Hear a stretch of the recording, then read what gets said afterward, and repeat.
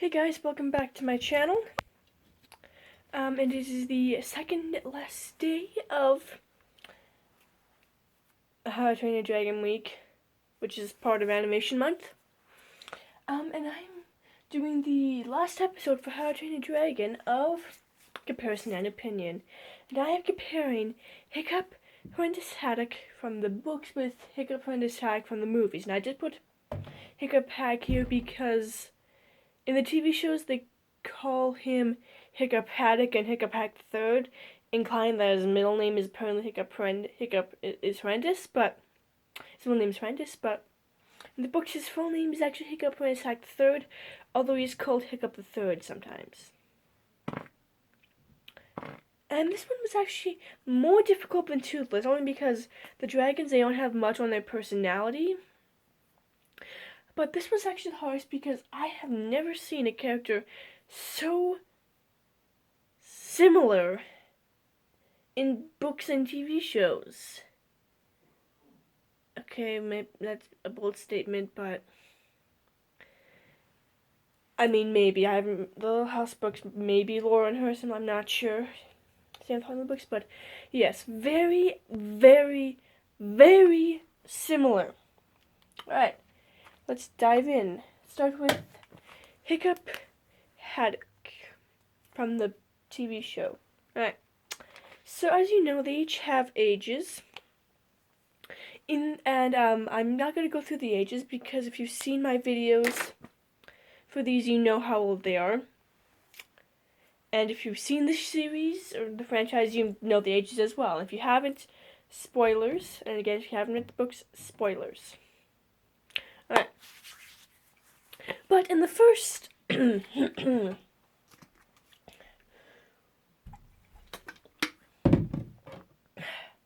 the first movie, he does have a similar look to the book counterpart.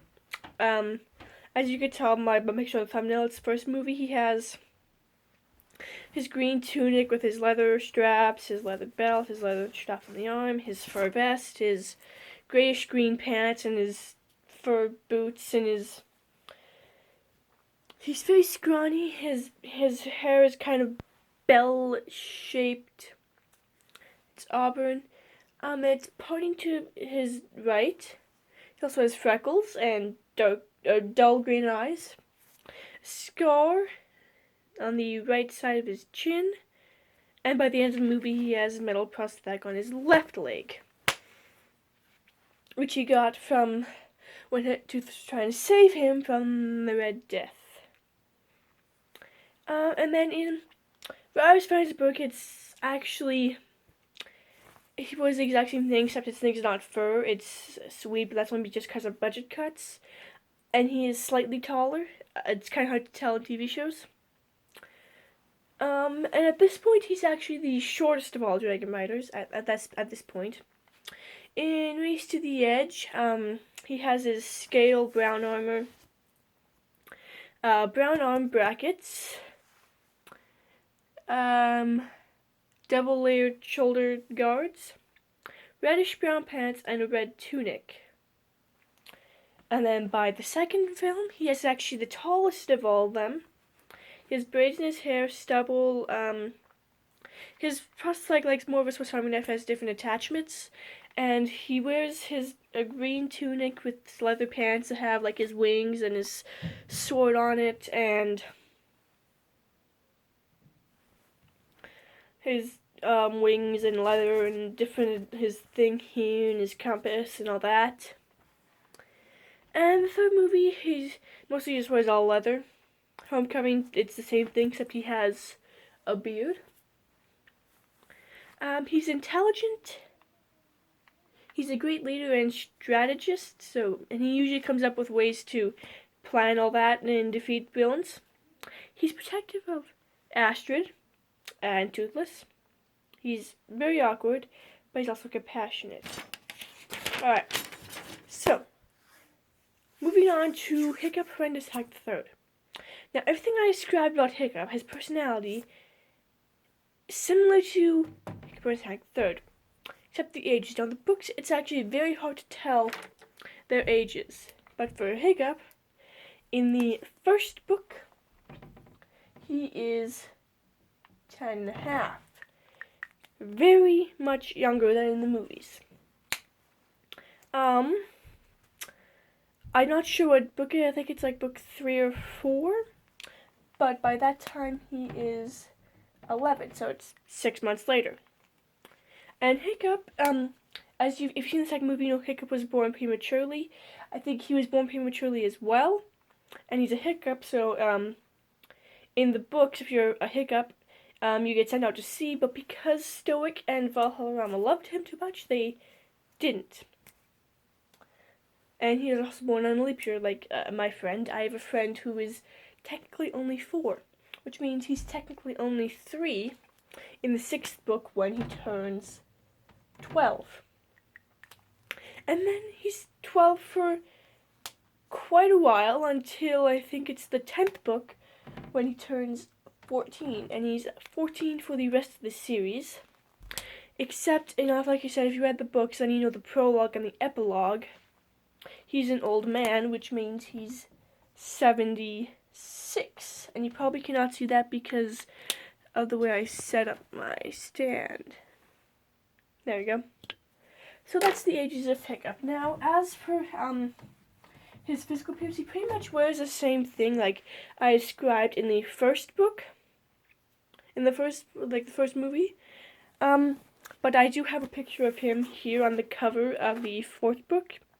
And that's his winter wear. Yes, and he is very similar to Hiccup in the movie.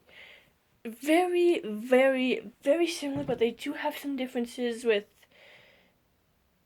age and character development. Yes. And as for the end of their stories, we know he marries Ashton and has 2 kids. At the end of the 12th book, it does say that he does marry. We don't know who, and I think he does have kids. And he does bring birds and horses to the Wilder West. But that's it. So now, here's the funny thing for grading. I used to always rate these characters on relationship to Hiccup. Here's the problem. This is Hiccup, and this is Hiccup, so I can't base them on the relationship of Hiccup. So I have to base them on the relationship of... this is going to be a different system for relationship of others. I'm going to base them off of 4 different characters. So that's going to be Stoic, Toothless. I'm just going to shorten both of his mother's names to Val. And I want to say Ashton, but Ashton's not in the books. So I'm just going to say Friends. Alright. So for this rating system, I'm going to start with TV Hiccup, I guess. I'll call him that for now. Relationship to Stoic. Okay. First movie. His father just kind of accepts him as the outcast. You know, he's different. He even says Hiccup is different. But then when he finds out that Hiccup has trained dragons, then he's really upset, as you can tell, and actually disowns him. But then he accepts him back in his family when he says, "I'm proud to call him my son," when he realizes he can use his abilities for other needs.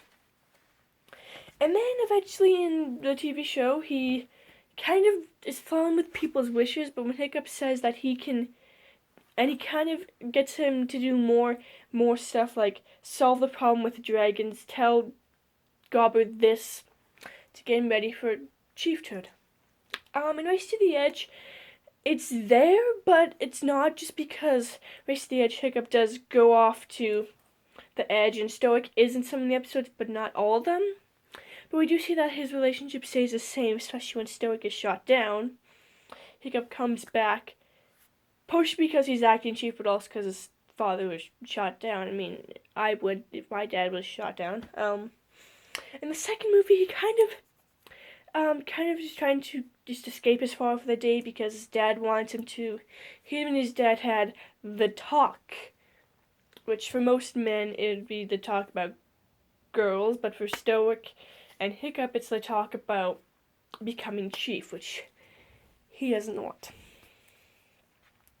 And of course we see his father dies in the second movie, so he's affected by that. And in the third movie, he has a few flashbacks. So for Hiccup, for the relationship to Stoic, I give it a 8 out of 10. It's not the best to start with, but as we see the TV show and movies progress, his relationship does get better. And mostly we see that maybe his father was a little protective of Hiccup because his mother was gone. Alright, now, for the books. Stoic is actually kind of dim, as I described in this video. He's not very smart, but he does know that his son isn't a true Viking. He isn't like the other Vikings, and he just wishes his son was bigger and was like other Vikings. And as we know, Hiccup is terrible in everything at school except sword fighting. And Stoic kind of wishes his son was bigger and was someone else. But we do know that he did love him too much to send him away, like you're supposed to do if Hiccup was born. And then the 10th book, when he's in the Amber Slave Lands because he was sent there because of Alvin, he's sitting there wishing he hadn't thought of those things about his son, that he had loved his son the way he should have, just as any father would. And then Hiccup comes to save him. So obviously Hiccup does have feelings for his father, even though his father has different ways of things. He actually tries to get him to stop. Hey, he said, "Hi, him to hang out with Snotmouth," unaware of Hiccup's relationship with Snotmouth. Of course, he has a brother who hates him, so you think he'd be kind of aware of that, but he's not. So, yeah. And he's actually proud. He does believe his son is meant to be king of the Gold West when he finds out. Probably because even though Alvin is his cousin, he doesn't want Alvin to become king of the Gold West because of what Alvin will do. So, for the books, I am going to give this a 6 out of 10. Again, it does seem to be shining through that Hiccup, they keep their feelings for each other inside, but it's there. But the book, it's more obvious. Alright. Toothless. Okay, well, the movies, it's obvious. They're more friends than pets. So, and he trains Hiccup, and they do, kid with each other, and sometimes Toothless, hits him with his tail or his ears, or goes like this, falling off his back, because they're playing, and they're having fun, they're friends. 9 out of 10. I have to give it a 9 out of 10. I want to give it a 10, but there are some flaws in their relationship, especially when the Light Fairy comes into the picture and when Drago's the wildebeest. Okay, that I'm not going to count that just because the wildebeest was in control of Hiccup, Toothless, so, but Hiccup was able to break it, so that's why I'm giving it a 9. Alright. As you saw, Toothless, very disobedient, and in the book, it's more of a horse and rider relationship, not in the Heartland sense. Heartland sense it's different, but horse and rider sense in that we work together, I feed you, you do what I ask, but other than that, no. Although, it is true that they are friends, and when Hiccup promises that humans will never harm the dragons, so the dragons are pretty much free to live as they wish, Toothless does come back for him, even though Toothless, as we know, is disobedient. So maybe as he matures, he's less disobedient, as we can kind of see in the books.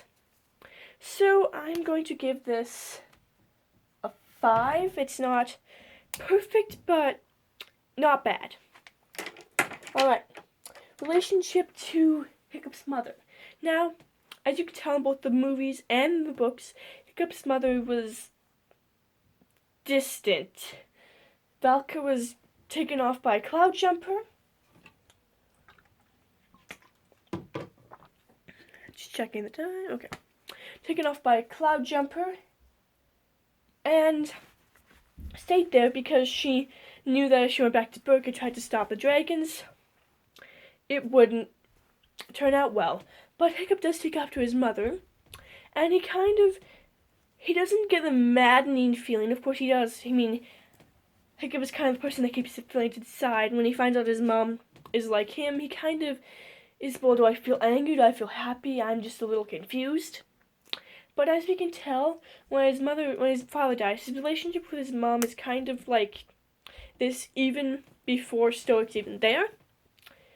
Before Stoic gets into the cave and finds them, and after Stoic dies, are still pretty good.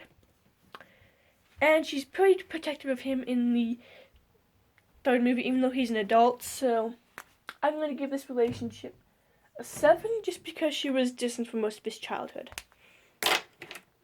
And in this book, it's the same. Although she's not in any of the books except the last 3.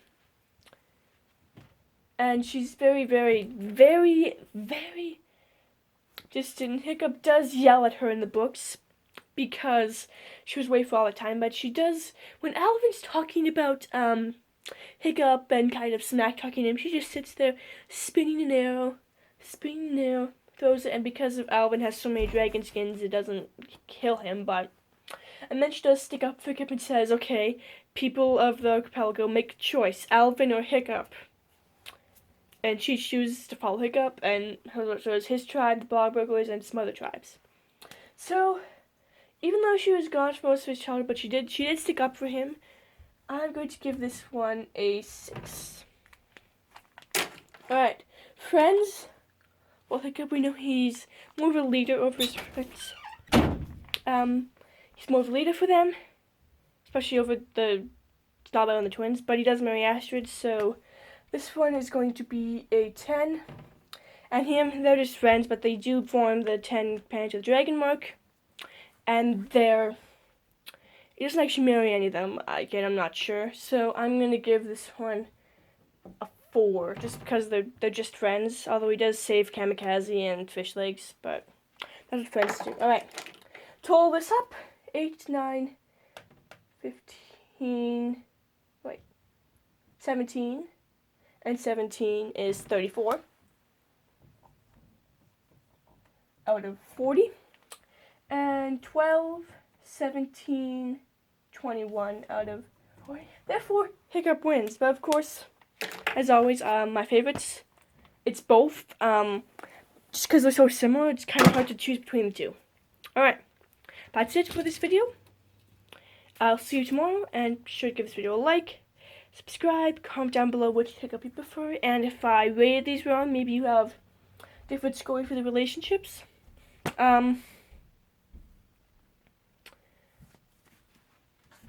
And I kind of covered the aftermath and overall enjoyment, they're similar, but yeah. And then second for tomorrow, it's going to be How to Train a Dragon vs. Narnia, and then Animation Week. And hit the notification bell. Alright, see ya.